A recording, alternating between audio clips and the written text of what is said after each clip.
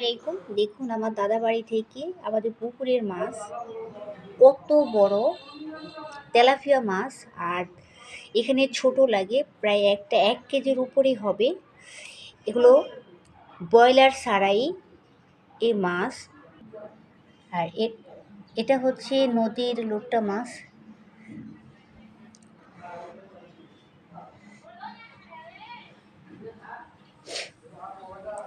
আর এটা হচ্ছে চিতল মাছ।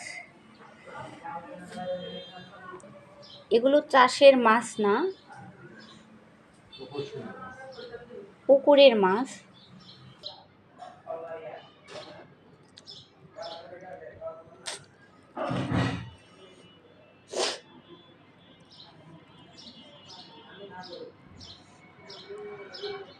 কারণ এই লোট্টা মাছ কিন্তু কাঁচা খুব কম দেখা যায়, কারণ লোট্টা মাছ বেশিরভাগ শুটকি করা হয়।